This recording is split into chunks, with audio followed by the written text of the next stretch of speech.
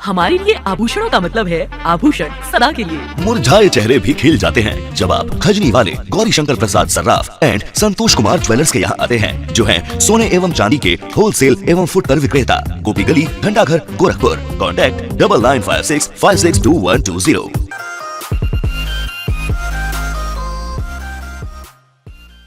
कौन कहता है आसमां में सुराग नहीं हो सकता, एक बार जरा तबीयत से पत्थर तो उछालो यारो। जिस शख्सियत के सामने यह लाइनें हम आपको सुना रहे हैं, उन्हें देखकर आप भी यह लाइनें बोलने लगेंगे। आप तो यह भी कहने लगेंगे, मंजिलें उन्हीं को मिलती है जिनके सपनों में जान होती है। पंखों से कुछ नहीं होता, हौसलों से उड़ान होती है। नमस्कार, आप देख रहे हैं लाउड स्पीकर 90 FM और मैं हूँ रुद्र। आज हमारे स्टूडियो का सम्मान बढ़ा रहे हैं नौसड़ के पास एकला बाजार निवासी रमेश चंद्र जी, जो अब तक हजारों की संख्या से ज्यादा बच्चों को पढ़ा चुके हैं और उन्हें एक अच्छा मुकाम दिला चुके हैं। सर ने जिन चुनौतियों का सामना किया है, उसे देखकर आप खुद समझ सकते हैं। सर, आपका हमारे स्टूडियो में बहुत बहुत स्वागत है। आप कीमती समय निकालकर हमारे स्टूडियो में आए हैं, इसके लिए आपका पहले तो आभार सर। धन्यवाद आपको। सबसे पहले तो आपके चैनल के माध्यम से और अपने दर्शकों का भी अभिवादन करते हैं। आप जैसे चैनल, हम जैसे लोगों को खोज करके अपने चैनल में आप स्थान दे रहे हैं और लोगों को बता रहे हैं, इसके लिए बहुत बहुत आपको धन्यवाद। सर, ये जो हमारा एपिसोड चल रहा है कर्मयोगी श्रृंखला है। जी जी सर। और इसका हम लोग का यही ठाठ है, जैसे अभी कह रहे हैं कि लोगों को आप बुला करके उन्हें एक मंच दे रहे हैं, उनकी आवाज़ को पहुंचा रहे हैं। तो हम लोग की कोशिश यही रह रही है कि जिन्होंने भी शून्य से शिखर तक अपना सफ़र तय किया है, उनकी स्टोरी हम लोगों तक पहुंचाए, ताकि आज के समय में देखा जाए छोटी छोटी बातों को लोग लेकर डिप्रेशन में चले जा रहे हैं। बिल्कुल बिल्कुल। और आप एक प्रेरणा के स्रोत हैं कि ऐसी घटनाएं आपके साथ हुई, फिर भी आज हिम्मत मुट्ठी बांधे समाज के सामने खड़े हैं। तो सर, सबसे पहले तो आपकी स्थिति कैसे हुई है, इसके बारे में थोड़ा बताइए। दरअसल हमारी स्थिति जो है, एक ऑटो में यात्रा करते समय एक्सीडेंट में जो मेरा दोनों पैर है, वो दोनों पैर पैरालाइज हो गया, निर्जीव हो गया, और कमर से नीचे जो मेरा पैर है वो पता नहीं चलता है, और यहाँ तक कि मेरा लैट्रिन पेशाब भी पता नहीं चलता है। सर, जब एक्सीडेंट हुआ उसके बाद तो ज़िंदगी में यू टर्न आया होगा कि ज़िंदगी होता है ना, जब युवा होता है आदमी तो उसके अंदर बहुत जज्बा और जुनून होता है कुछ कर गुजरने को। बिल्कुल। लेकिन उसी समय अगर ऐसी घटनाएं हो जाती है तो आदमी अब सोचने लगता है कि मैं आगे क्या करूं, कैसे अपने ज़िंदगी को आगे ले जाऊं।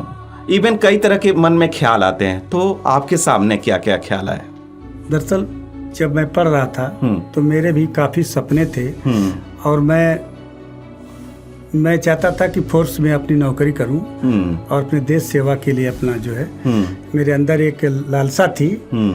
लेकिन एक इस घटना के साथ, एक्सीडेंट के साथ, मेरे सारे जो सपने थे वो चूर हो गए। और पहले तो जब एक्सीडेंट हुआ तो मुझे नहीं पता था कि मेरा पैर अब ठीक नहीं होगा। किस समय ये एक्सीडेंट हुआ था सर? ये 15 दिसंबर 1988 घटना है, और एक यात्रा के दौरान वैसे हुआ था। यानी उस समय आपकी एज कितनी रही होगी? वही 17 और 18 के बीच में थे। 17 और 18 साल के बीच में। उसी बीच में थे। हाँ। तो मुझे पता नहीं था कि, मतलब मैं ये नहीं जानता था कि मेरा पैर ठीक नहीं होगा। और मेरे माता पिता गार्जियन जो मेडिकल कॉलेज में भर्ती किए और ऑपरेशन भी हुआ। उस समय मेरे पिताजी एक छोटे कर्मचारी थे और अपने हैसियत से ज़्यादा पैसा मेरे ऊपर लगाया, और लेकिन मेरा जो सक्सेस नहीं हुआ। तो बाद में कई मन में मेरे निगेटिव भी आया कि, क्योंकि उस समय मेरी स्थिति जो है, लैट्रिन पेशाब और सब करना जो है दूसरे पर मैं अब निर्भर हो गया था। तो मुझे अंदर से कभी कभी निगेटिव्स भी आता था कि मुझे जीना नहीं चाहिए। लेकिन मेरे परिवार में कुछ सपोर्ट ऐसा था, मेरे माता पिता, मेरे भाई मेरा बहुत जो है सपोर्ट करते रहे, हिम्मत बनाते थे। उस समय सर 18 साल के थे। तो काफ़ी आपके निगेटिविटी भी ख्याल आते रहे कि क्या करे क्या ना करे। तो आप आगे की जो पढ़ाई की आपने कैसे किया, इसके बारे में थोड़ा बताइए। तो ये जो पहले तो मैं 6 महीना मेडिकल कॉलेज में था, उसके बाद आने के बाद डॉक्टर ने सलाह दिया, धीरे धीरे बैठाया और उसके बाद एक्सरसाइज करवाने का बताया कि धीरे धीरे सही हो जाएगा। और हमने काफ़ी 4 साल तक लगभग एक्सरसाइज किया। वो जो भी अपना हर संभव प्रयास था ठीक होने के लिए मैंने किया, संघर्ष किया। लेकिन मैं जब हताश हो गए कि अब ठीक नहीं होगा और ये समझ गए थे कि हमको अब इसी अवस्था में रहना है, तो मेरे मन में आया कि अपनी पढ़ाई को कुछ आगे बढ़ाया जाए। तो चूँकि उस समय जब इंटर में पढ़ रहा था तो मेरा एग्ज़ाम नहीं हुआ था, तो मेरा पढ़ाई ब्लॉक हो गया था। तो 4 साल के बाद फिर मैं इंटरमीडिएट में जो है प्राइवेट फार्म डाला और इंटरमीडिएट की जो क्वालिफाई किया। उसके बाद मेरी लालसा और बढ़ी कि मुझे और पढ़ना चाहिए। लेकिन वो बीए में नाम लिखाने के लिए विश्वविद्यालय में जैसे गया, उस समय मेरिट पर हो रहा था, मेरा मेरिट थोड़ा कम आया था। और जो है सेडिका में गया था, सेंट्रल गोरखपुर में, तो वहाँ पर प्राचार्य ने मुझे जो है अलाउ नहीं किया, मेरा नाम नहीं लिखा। तो मैं हताश हो गया। उसके बाद 3-4 साल फिर बैठ गया। उसके बाद एक सज्जन ने बताया कि नहीं, आप पढ़ सकते हैं और आपका नाम लिखा जा सकता है। तो मैं अपनी पढ़ाई को जो है खजरी के पास एक हरनही है, वीर बहादुर सिंह का गांव है, उन्हीं के विद्यालय में मैंने बीए किया। और बीए करने के बाद मेरी जो है पढ़ने की लालसा और बढ़ती गई। और पढ़ने के बाद जो है तब मुझे आया कि अब एमए भी कर लेना चाहिए। तो मैंने एमए की पढ़ाई जो है पॉलिटिक्स साइंस से किया वहाँ पर, और पास भी किया। उसके बाद जो है इस दौरान जो है कुछ परेशानियाँ आती रहती थी। ट्राईसाइकिल से चलता था और काफ़ी संघर्ष करता था, और इस दौरान कुछ सामाजिक कार्य भी धीरे धीरे करता था।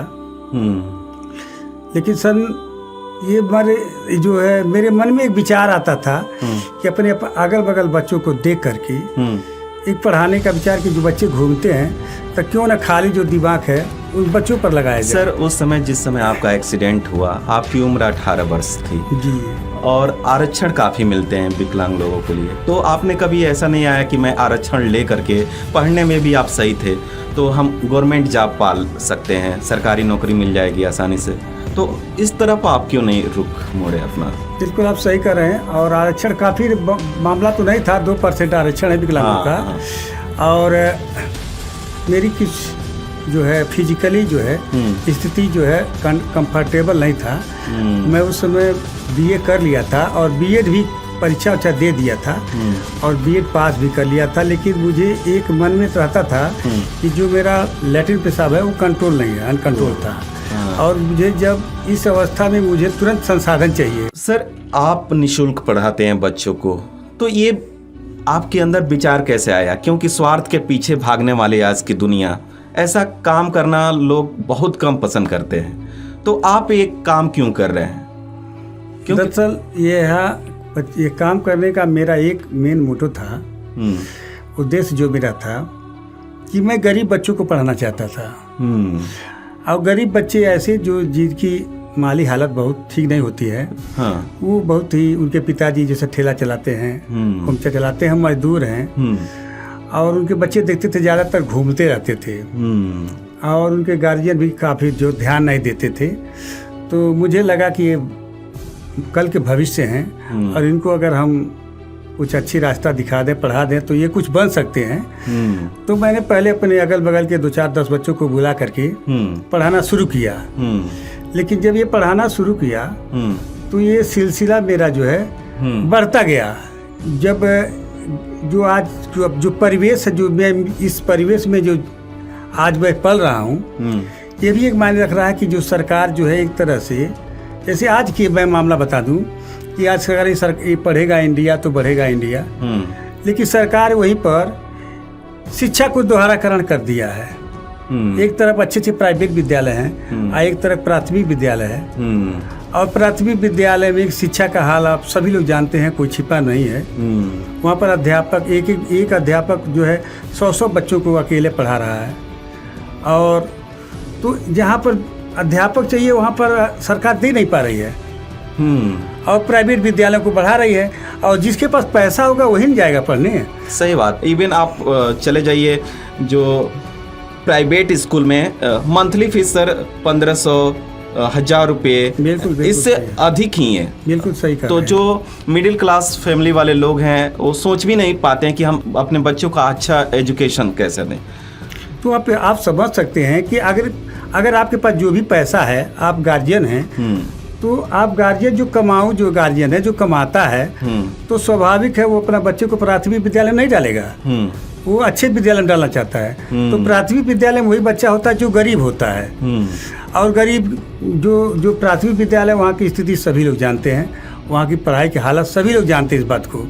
इसलिए मेरे मन में विचार आया कि वो हम इन बच्चों को आगे निकालेंगे जो गवर्नमेंट विद्यालय में पढ़ते हैं, सरकारी विद्यालय में पढ़ते हैं, जिनके पास सुविधाएं नहीं है, जिनके पास पैसा नहीं है, उनको मैं आगे बढ़ाने की जो है सोचता था।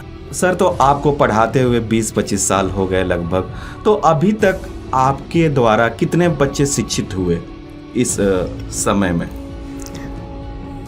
हाँ, लगभग मानकर चला जाए कि मेरे यहाँ लगभग हर सत्र में सैकड़ों बच्चे आते हैं, और इस हिसाब से देखा जाए 20-22 साल में तो मैंने हजारों बच्चों को पढ़ाया है, और कक्षा 10 तक के बच्चों को मैं स्वयं पढ़ाता हूँ, और एक मतलब 24 घंटे में कम से कम 3 से 4 घंटा मैं स्वयं अकेले पढ़ाता हूँ। और इस दौरान मैं बच्चों का ये भी ध्यान देता हूँ कि खास तौर से उनका जो जीके जो है तैयारी करवाना, और एक तक मैं यहाँ तक माहौल बना दिया था, एक क्षेत्रीय प्रतियोगिता भी करवाता था, ताकि उस बच्चे जो है उसमें जो है आगे चल के नौकरियों में उनका एक मुकाम मिल सके। सर, आपके ऊपर एक डॉक्यूमेंट्री भी बनी है, और बहुत अच्छी डॉक्यूमेंट्री थी वो। तो वो बच्चों को जो पढ़ाने का सिलसिला है, उसमें से कई बच्चे तो अच्छे मुकाम पे गए होंगे, तो कुछ स्टोरी अगर हो आपके पास तो हमारे व्यूअर और लिसनर को बताएं। हाँ, अब जैसे ये हमारे बच्चे जो है पढ़ाए हुए, काफ़ी बच्चे जो इंजीनियरिंग की तैयारी में हैं, काफ़ी बच्चे अध्यापक हो चुके हैं, पढ़ा भी रहे हैं, और अन्य नौकरियों में हैं। तो बच्चे तो मेरे है कि ये है कि इतना है हो गया कि कुछ टैलेंटेड निकल रहे हैं, लेकिन मेरे पास कुछ संसाधन के अभाव हैं, चूँकि अकेला मैं पढ़ाता हूँ, अकेले संघर्ष करना पड़ता है।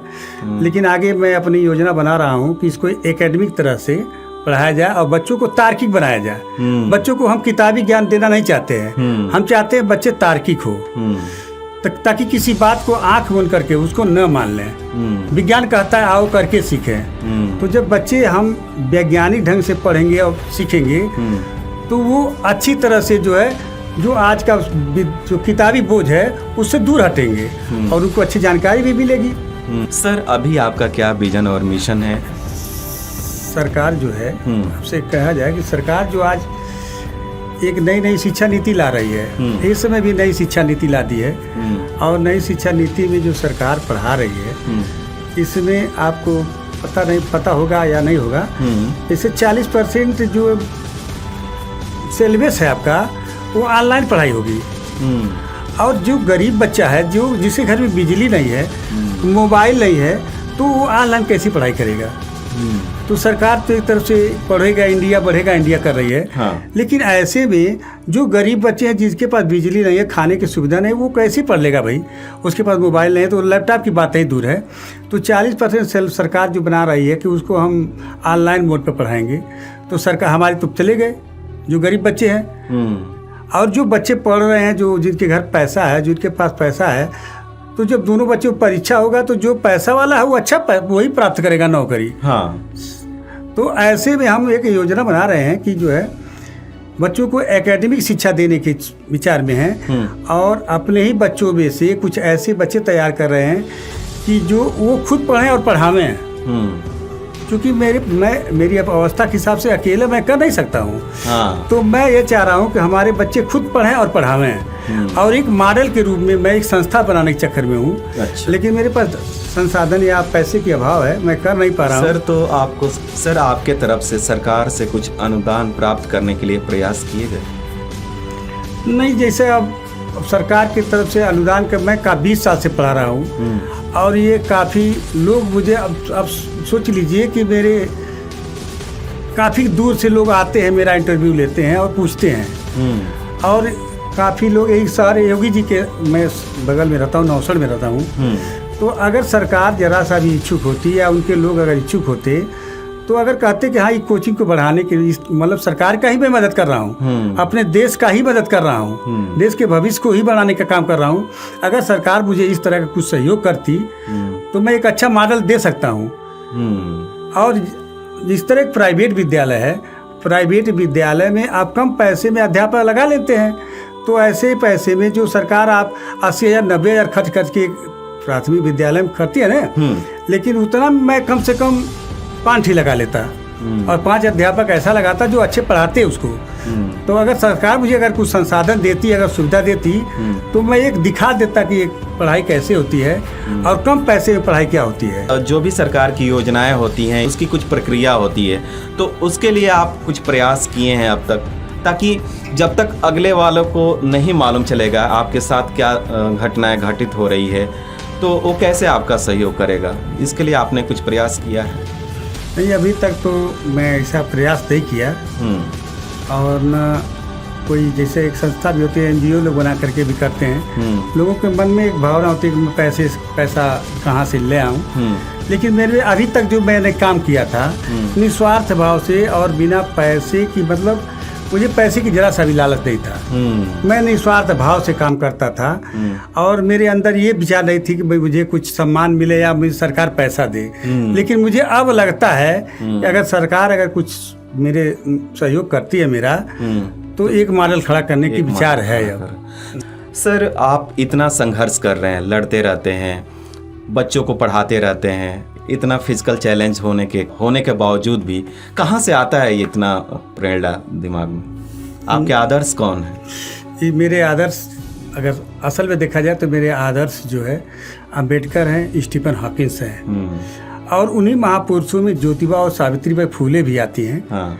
जो 19वीं शताब्दी में जहाँ पर लड़कियों को पढ़ने का कोई अधिकार नहीं था, उन्होंने जो है 1840 में उन्होंने जो है 1848 में ज्योतिबा फूले और सावित्री दोनों दंपति मिलकर के स्कूल खोल देते हैं, और उन्होंने 18 स्कूलों तक खोला। कोई संसाधन उनके पास नहीं था, लेकिन उनके अंदर जज्बा थी, लोगों को समाज को आगे बढ़ाने की जज्बा था।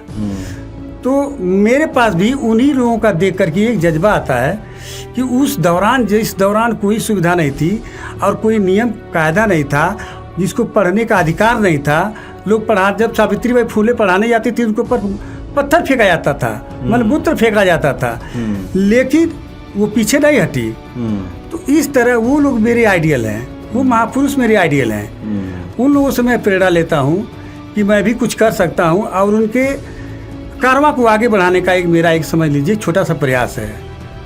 उनके जो सपने हैं महापुरुषों के, उनको जो है कारवां को आगे बढ़ाने का एक छोटा सा मैं प्रयास कर रहा हूँ।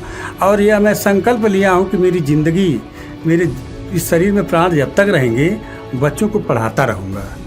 बहुत बहुत धन्यवाद सर हमारे स्टूडियो में आने के लिए और अपनी जर्नी को हमारे व्यूअर और लिसनर तक शेयर करने के लिए। बहुत बहुत धन्यवाद आपको, आपने मौका दिया, और इसके लिए आपको ढेर सारी शुभकामनाएं। और इसी तरह आप प्रतिभाओं को और लोगों को खोज करें, अपने चैनल के माध्यम से लोगों के बीच ले जाएं, और यही मेरी शुभकामना है आपका। तो आज के हमारे कर्मयोगी श्रृंखला में थे रमेश चंद्र सर, जो निःशुल्क बच्चों को शिक्षा दे रहे हैं। आशा करते हैं कि जो भी इनसे बातचीत हमने किया आपको बहुत ही ज्ञानवर्धक और प्रेरणादायी लगी होगी। अगले किसी और श्रृंखला में होगी आपसे मुलाकात, तब तक देखते रहिए, सुनते रहिए लाउड स्पीकर 90 FM। बजाओ बजाओ जरा झूम के बजाओ। नमस्कार।